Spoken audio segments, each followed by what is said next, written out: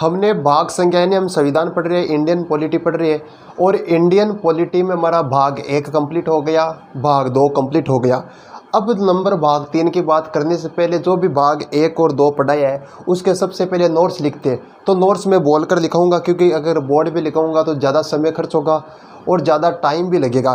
Time लगने के कारण मैं बोल के सीधा करना, अगर ज़्यादा स्पीड है तो कम कर सकते हो आप 3 डॉट पे क्लिक करके, और मैं पूरे नोट्स लिखा देता हूँ। अब नोट्स है मेरे पास, पूरे नोट्स लिखाते हैं। तो शुरुआत करते हैं। सबसे पहले देखो, सबसे पहले आता है भाग 1, तो संघ और राज्य। पहले सबसे पहले लिखो भाग 1। भाग 1 में हो गया संघ और राज्य क्षेत्र, संघ और राज्य क्षेत्र, ये हो गया भाग 1। लेकिन सबसे पहले बात करेंगे संविधान के बारे में। तो संविधान के बारे में लिखना, सबसे पहले लिखो भाग 1 में आ गया संघ और राज्य क्षेत्र, और इसमें हेडिंग लगाओ संविधान। जैसे हो गया संविधान, तो संविधान में लिखो सबसे पहले संविधान। संविधान में लिखो सभी के लिए बराबर कानून को संविधान कहते हैं। सभी के लिए बराबर कानून को संविधान कहते हैं। सभी के लिए बराबर कानून को संविधान कहते हैं। सभी के लिए बराबर कानून को क्या कहते हैं? संविधान कहते हैं। आगे लिखो देश और राज्य का शासन। देश और राज्य का शासन। देश और राज्य का शासन कैसे चलेगा? कैसे चलेगा? कैसे चलेगा? उसको चलाने के लिए, उसको चलाने के लिए जिस किताब को तैयार किया गया है, जिस किताब को तैयार किया गया है, वह है भारतीय संविधान। वह है भारतीय संविधान। वह है भारतीय संविधान। भारतीय संविधान, वह है भारतीय संविधान। इस किताब में, इस किताब में, इस किताब में 22 लेसन है, यानी 22 भाग है। 22 लेसन है। इसके लेसन को हम लोग भाग कहते हैं। इसके लेसन को हम लोग भाग कहते हैं। इसमें कुछ टॉपिक लिखे गए हैं। इसमें कुछ टॉपिक लिखे गए हैं। इसमें कुछ टॉपिक लिखे गए हैं जिसे अनुच्छेद कहते हैं। जिसे अनुच्छेद कहते हैं। कुल अनुच्छेद 395 है। कुल अनुच्छेद की संख्या 395 है। देखो 2 भाग मैंने पढ़ा दिए। भाग नंबर 1 संघ तथा राज्य क्षेत्र, 2 भाग संख्या 2 सिटीजनशिप। सिटीजनशिप का मतलब हो गया नागरिकता। पूरा विस्तार से मैंने समझा दिया।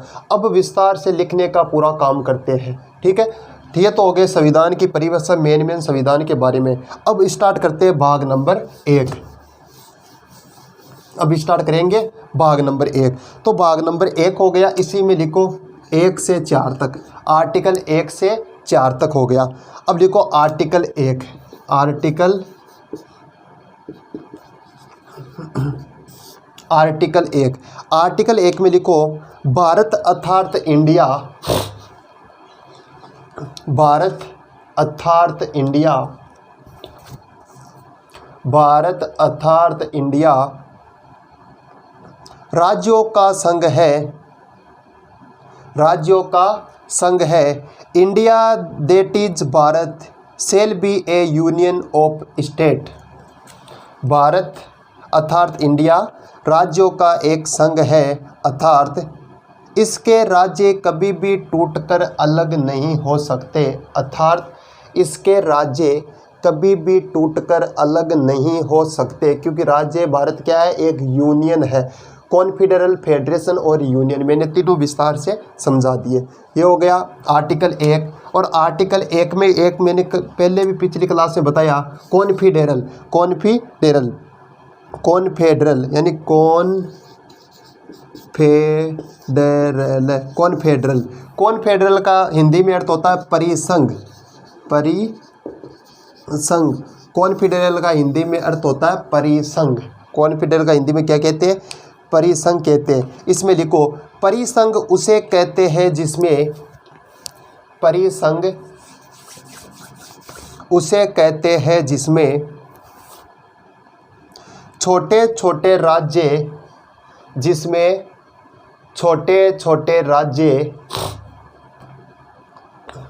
आपस में जुड़कर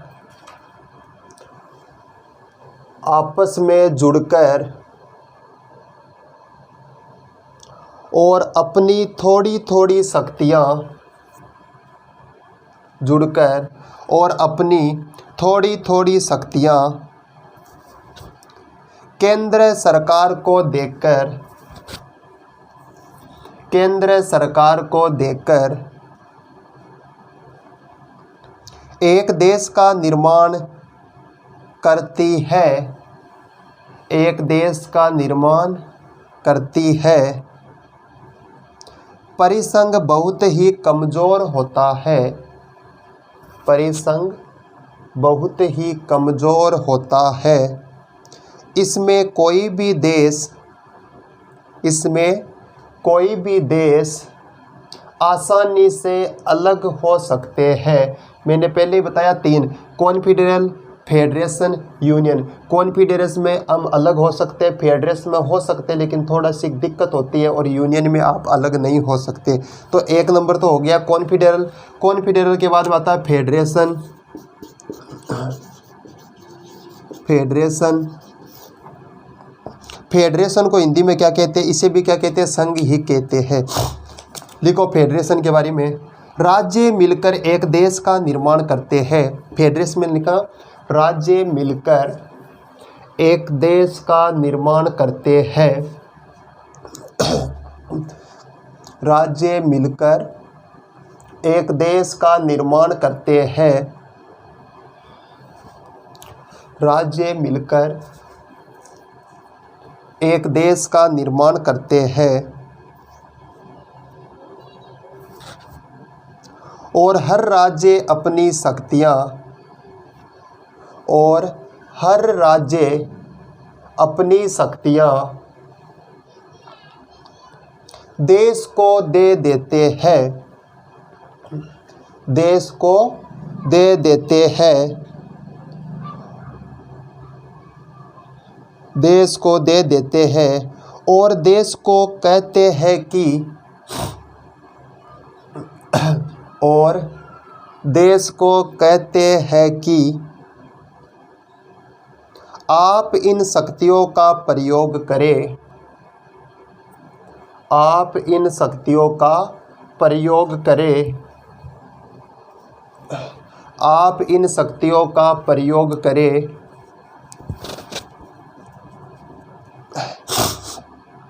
प्रयोग करें। इससे भी कोई भी राज्य अलग हो सकता है, कोई भी राज्य अलग हो सकता है, लेकिन थोड़ी सी दिक्कत होती है। तीसरा लिखो यूनियन, इधर लिखो तीसरा यूनियन। यूनियन का मतलब हो गया संघ, भारत राज्यों का संघ है। यूनियन में लिखना है कि भारत राज्यों का क्या है? संघ है। अब लिखो यूनियन में, भाग संख्या 1 ही चल रहा है अभी। यूनियन में लिखो, इसके राज्य कभी भी अलग नहीं हो सकते। यूनियन, इसके राज्य कभी भी अलग नहीं हो सकते, इसके राज्य कभी भी अलग नहीं हो सकते। देखो आर्टिकल नंबर 1 क्या कहा गया है? भारत राज्यों का संघ है। पिछली फर्स्ट क्लास में हमारी पॉलिटिक्स स्टार्ट हुई, उसमें मैंने पूरा विस्तार से समझा दिया कि भारत राज्यों का संघ है, जिसमें 28 राज्य और 8 यूटी है। भाग संख्या 1 में क्या लिखा हुआ है? 1 में लिखा गया है संघ तथा उसका राज्य क्षेत्र, और आर्टिकल 1 कहता है कि भारत राज्यों का संघ है। उसके बाद में आएगा article number 2। Article number 2। Article number 2 क्या कहता है, तो लिखो, संसद को यह अधिकार है कि, संसद को यह अधिकार है कि, संसद को यह अधिकार है कि, संसद को यह अधिकार है कि भारत के बाहर, भारत के बाहर, संसद को यह अधिकार है कि भारत के बाहर कोई देश है तो उसे, कोई देश है तो उसे भारत में मिला सकता है, कि संसद किसी भी विदेशी देश को भारत में मिला सकती है। मैंने पूरे समझा दिया विस्तार से। आर्टिकल 2 क्या कहता है कि संसद किसी भी विदेशी देश को, देश का जो भी राज्य है तो उसको भारत में मिला सकती है, यानी विदेशी राज्य को भारत में मिलाने का काम किसका है, संसद का है। तो आगे लिखो, मिला सकता है या किसी देश का कोई टुकड़ा है जो, किसी देश का कोई टुकड़ा है जो भारत में मिलना चाहता है, भारत में मिलना चाहता है, उसे मिला सकते हैं, उसे मिला सकते हैं। जैसे सिक्किम, जैसे सिक्किम को मिलाया गया, जैसे लिखो, जैसे सिक्किम, जैसे सिक्किम को मिलाया। आगे लिखो,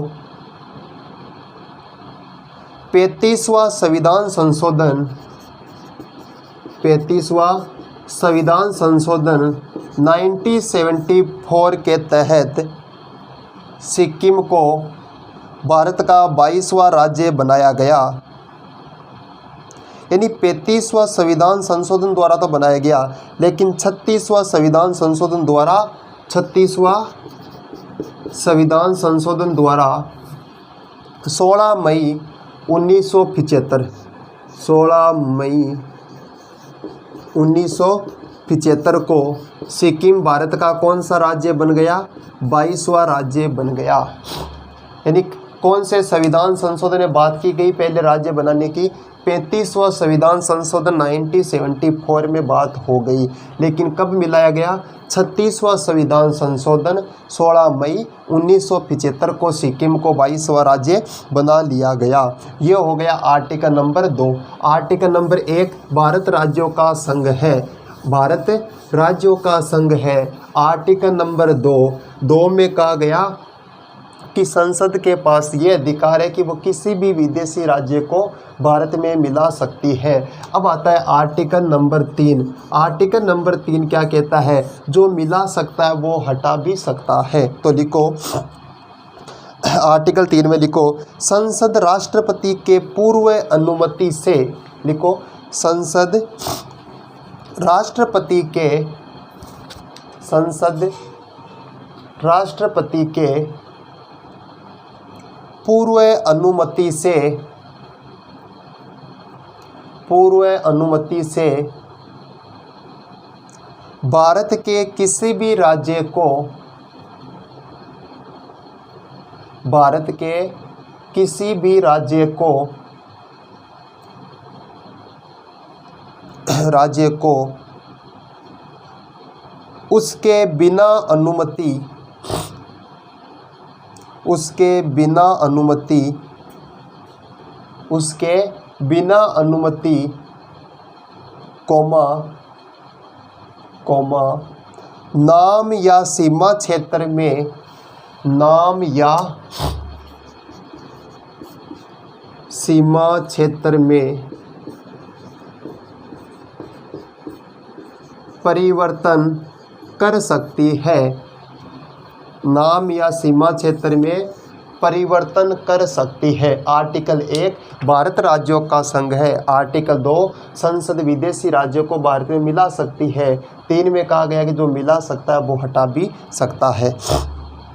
जैसे, जैसे 3 में लिखना है, जैसे यानी सीमा क्षेत्र हो गया, नाम में परिवर्तन कर सकती है। जैसे एमपी को छत्तीसगढ़, एमपी को छत्तीसगढ़, एमपी को किस में परिवर्तन कर दिया, क्या नाम कर दिया, छत्तीसगढ़। कब बनाया गया, 1 नवंबर 2000 को, 1 नवंबर 2000 को, 1 नवंबर 2000 को। दूसरा लिखो UP Uttarakhand, UP Uttarakhand, UP Uttarakhand, ये कब हुआ, 9 नवंबर 2000, 9 नवंबर 2000। और बिहार झारखंड, बिहार से झारखंड को। अब लिखो article number 4, article number 4, article number 4 लिखो।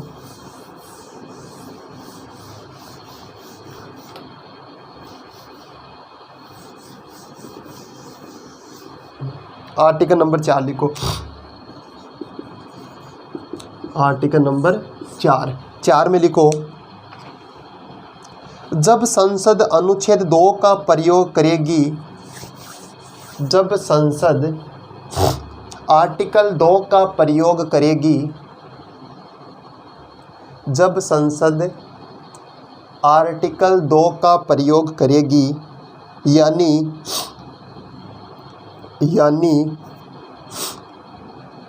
किसी विदेशी राज्य को मिलाएगी, यानी किसी विदेशी राज्य को मिलाएगी,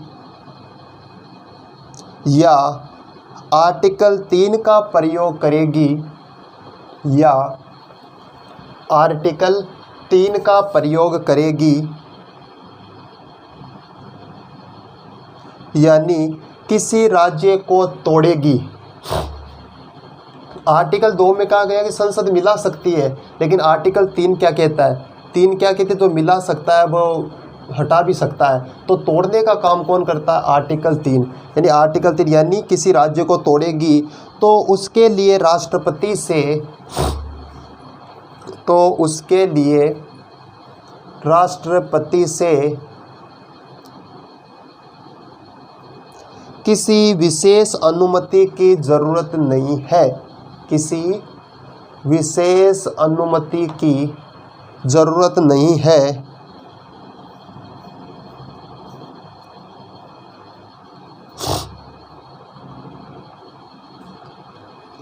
ज़रूरत नहीं है। यह हो गए आर्टिकल 4 तक कंप्लीट। अब आगे लिखो, नोट लगा के लिखो, नोट। यही तो एक्स्ट्रा चीज़ें लिखनी है, समझाने में शॉर्ट में लिखा दिया, बता दिया शॉर्ट में, लेकिन अब जब लिखाएंगे ना तो बहुत गहराई से लिखाएंगे। तो अब नोट में लिखो अखंड भारत। तभी तो बार बार कहता हूँ कि अखंड भारत देखना है। क्या देखना, क्योंकि संविधान में इस चीज़ का उल्लेख है, तभी तो कहते हैं बार बार अखंड भारत। तो लिखो, हमारा भारत अखंड भारत था, हमारा भारत अखंड भारत था, हमारा भारत अखंड भारत था। सबसे पहले 1893 में, 1893 में, सबसे पहले 1893 में डूरंड लाइन खींच दी गई, डूरंड लाइन सबसे पहले 1893 में डूरंड लाइन खींच दी गई, डूरंड लाइन खींच दी गई सबसे पहले 1893 में, 1893 में, 1893 में डूरंड लाइन खींच दी गई और अफ़गानिस्तान अलग हो गया, और एएफ का मतलब अफ़गानिस्तान अलग हो गया, अफ़गानिस्तान अलग हो गया। यह अखंड भारत का पहला टुकड़ा था, यह अखंड भारत का पहला टुकड़ा था।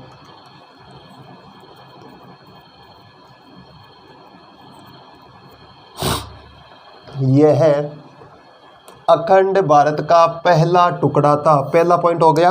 नोट में दूसरा पॉइंट लिखो, नोट में सेकंड पॉइंट लिखो, लिखो सेकंड। अखंड भारत का दूसरा टुकड़ा, वो तो पहला टुकड़ा था अफगानिस्तान। अखंड भारत का दूसरा टुकड़ा, अखंड भारत का दूसरा टुकड़ा 1935 में, 1935 में दूसरा टुकड़ा 1935 में म्यांमार यानी वर्मा अलग हो गया। म्यांमार यानी वर्मा अलग हो गया। ये हो गया अखंड भारत का दूसरा टुकड़ा। पहला टुकड़ा अफगानिस्तान, पहला टुकड़ा अफगानिस्तान कब हुआ अलग? 1893 में, 1893 में। दूसरा टुकड़ा म्यांमार यानी बर्मा, बर्मा अलग हो गया भारत से टूट के। दूसरा टुकड़ा 1935 में। ये हो गया दो टुकड़ा। अब लिखो तीसरा नोट, नोट संख्या 3। तीसरा नोट लिखो, अखंड भारत का तीसरा टुकड़ा, अखंड भारत का तीसरा टुकड़ा। देखो पहला टुकड़ा कब हुआ बताओ?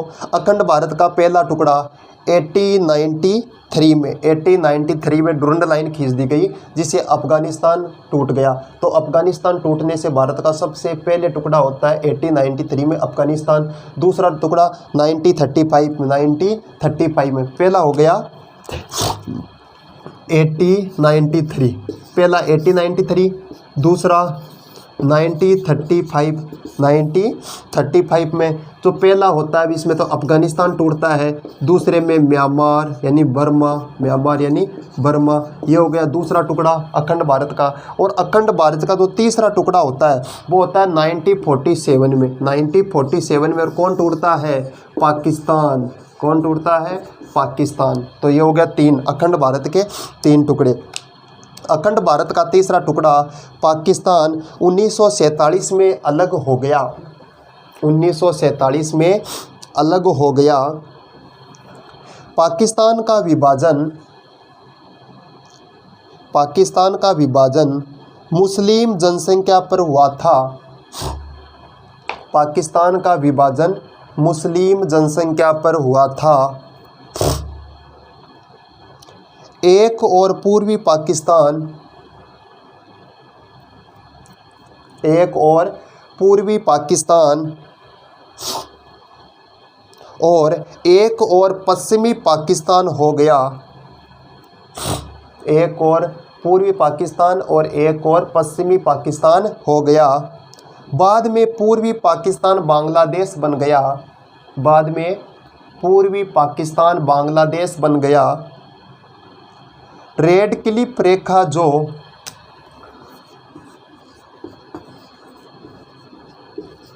रेड क्लिफ रेखा जो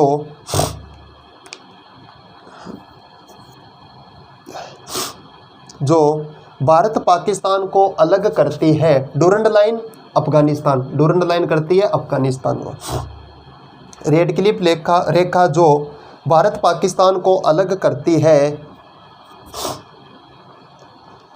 और भारत बांग्लादेश के बीच बॉर्डर को, भारत बांग्लादेश के बीच बॉर्डर को जीरो लाइन कहा जाता है। भारत और बांग्लादेश के बीच में जो बॉर्डर है उसे कौन क्या कहते हैं? Zero line. उसे क्या कहते हैं? जीरो लाइन कहा जाता है। देखो अखंड भारत का सबसे पहले टुकड़ा कब होता है? 1893 में। कौन सी लाइन? डुरंड लाइन खींच दी गई और किसे अलग कर दिया गया? अफगानिस्तान को अलग कर दिया गया। ये हो गया अखंड भारत का पहला टुकड़ा। अखंड भारत का जो दूसरा टुकड़ा होता है 1935 में। कब होता है? 1935 में होता है। और भारत से कौन अलग हो गया? म्यांमार अलग हो गया यानी बर्मा अलग हो गया। तो ये हो गया दूसरा टुकड़ा। अखंड भारत का तीसरा टुकड़ा होता है 1947 में, 1947 में होता है। पाकिस्तान अलग हो जाता है और पाकिस्तान के भी कितने टुकड़े हो जाते हैं? 2 टुकड़े हो जाते हैं, पूर्वी पाकिस्तान, पश्चिमी पाकिस्तान। पूर्वी पाकिस्तान बांग्लादेश बनता है और पश्चिमी पाकिस्तान जो हमारा पाकिस्तान है अभी वर्तमान में वो बन गया।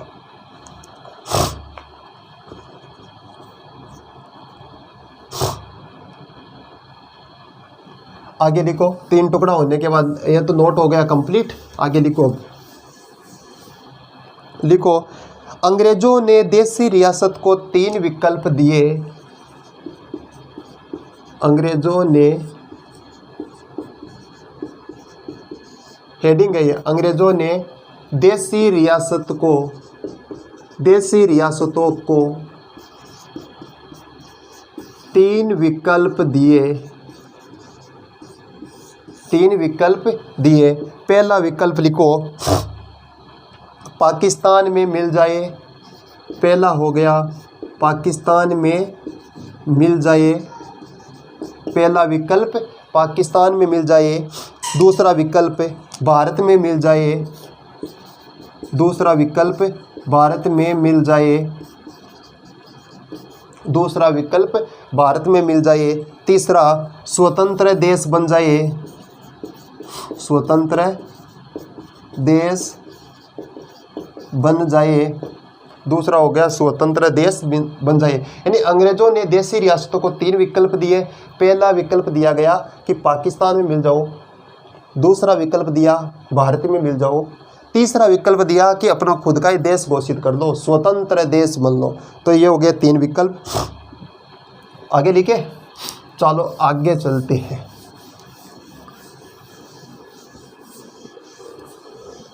आगे लिखो, जब देश आज़ाद हुआ तो, पॉइंट से लिखो, जब देश आज़ाद हुआ तो, जब देश आज़ाद हुआ तो भारत में 552 से अधिक, भारत में 552 से अधिक, भारत में 552 से अधिक देसी रियासत प्रिंसली स्टेट थी। 552 से अधिक देसी रियासतें थी। 552 देसी रियासतों को मिलाकर, 552 देसी रियासतों को मिलाकर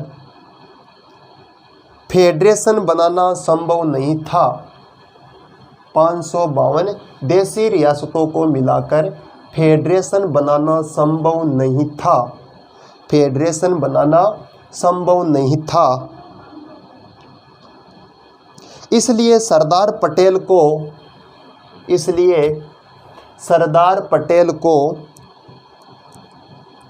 जिम्मेदारी दी गई थी कि इसे मिलाकर यूनियन बनाइए। इसे मिलाकर 552 रियासतों को मिलाकर क्या बनाइए, यूनियन बनाइए। अब पटेल साहब ने क्या किया कि अब जो भी नहीं मिलना चाहता था भारत में, उन्होंने आश्वासन दिया पटेल साहब ने कि आप हस्ताक्षर कर दो, आप जब चाहे हट सकते हो। अब उन राजाओं को इतना पता नहीं था कि हस्ताक्षर किस पे हो रहे हैं, तो हस्ताक्षर पटेल साहब ने किस पे करा लिए, तभी तो सरदार पटेल कहा जाता है। यूनियन पे हस्ताक्षर करा लिए, और यूनियन पे हस्ताक्षर कराने का मतलब है अपने गले में मौत की घंटी घालना, अपने गले में मौत की घंटी लटकाना। क्योंकि हस्ताक्षर यदि एक बार यूनियन पे हो गए तो वापस कभी निकल नहीं सकते।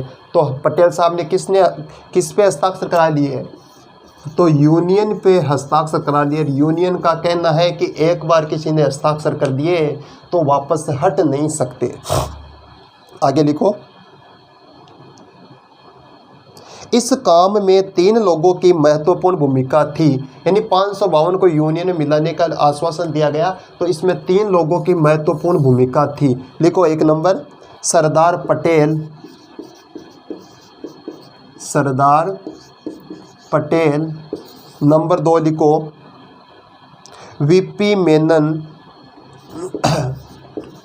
वीपी मेनन। 3 नंबर लिखो माउंट बेटन, माउंट बेटन। इन 3 लोगों की महत्वपूर्ण भूमिका रही। इन लोगों ने सभी राज्यों को, इन लोगों ने, इन तीनों ने, जिसमें इम्पोर्टेंट भूमिका किनकी है, सरदार पटेल की। इन लोगों ने सभी राज्यों को भारत में विलय करा दिया, किंतु, यानी सभी राज्यों को तो भारत में विलय करा दिया, लेकिन 1, 2, 3 और है, उनको थोड़ा मुश्किल से करना पड़ा, बड़ी मात खानी पड़ी पटेल साहब को। करा दिया, दिया, किंतु 3 राज्य भारत में विलय के लिए तैयार नहीं हुए थे। 3 राज्य कौन कौन से थे जो भारत में विलय के लिए तैयार नहीं हुए थे, तो उनके बारे में लिखो। पूरे विस्तार से लिखेंगे, एकदम काटू काट। 1 नंबर लिखो हैदराबाद। हैदराबाद का कौन था? निजाम। हैदराबाद लिखो। हैदराबाद में हैदराबाद के निजाम, हैदराबाद के निजाम, हैदराबाद के निजाम हैदराबाद को पाकिस्तान में मिलाना चाहते थे। हैदराबाद के निजाम हैदराबाद को पाकिस्तान में मिलाना चाहते थे, किंतु सरदार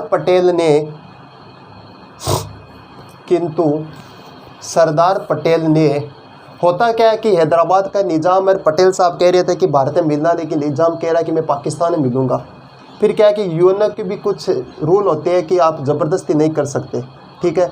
तो ज़बरदस्ती नहीं करते, तो हैदराबाद के निजाम को पटेल साहब ने कहा कि आप भारत में मिल जाओ, लेकिन मिलने को तैयार ही नहीं है। तैयार नहीं है तो 2-3 बार दबाव डाला, लेकिन दबाव का कहना नहीं मान रहा है निजाम। फिर इसने क्या किया कि निजाम ने यूएनओ में शिकायत कर दी कि भाई सरदार पटेल हमें बार बार परेशान कर रहा है। तो यूएनओ से आई वापस रिक्वेस्ट, जैसे मैसेज आया पटेल साहब का, और पटेल को कहा कि आप ज़ोर ज़बरदस्ती नहीं कर सकते, आप सेना नहीं भेजेंगे वहाँ हैदराबाद में। तो पटेल साहब ने सोचा कि जो आर्मी वाले थे, आर्मी वालों को कहा कि हमको मना किया सेना के लिए, लेकिन पुलिस को तो भेज ही सकते हैं। तो जो भी आर्मी ऑफिसर थे, आर्मी के जो सैनिक थे, सभी को पुलिस की वर्दी पहनाई और पहना के हैदराबाद के निजाम पे हल्ला बोल दिया। हल्ला बोलने के बाद, अटैक होने के बाद, जीतने के बाद, जैसे यूएनओ में वापस मुद्दा गया, तो यूएनओ में मुद्दा जाने के बाद पटेल साहब को बुलाया कि आपको मना किया था ना भाई सेना नहीं भेजनी है। तो पटेल साहब ने कहा कि सेना कहाँ भेजी है, मैंने तो पुलिस भेजी है, आपने सेना के लिए मना किया था, पुलिस के लिए नहीं। तो ऐसे ही हैदराबाद में भी हमारा क्या हो गया, अधिकार हो गया। तो लिखो, आगे लिखो, किंतु सरदार पटेल ने, आगे लिखो, किंतु सरदार पटेल ने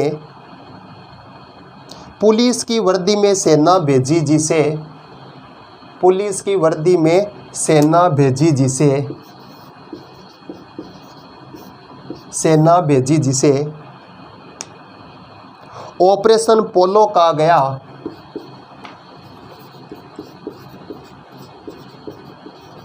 ऑपरेशन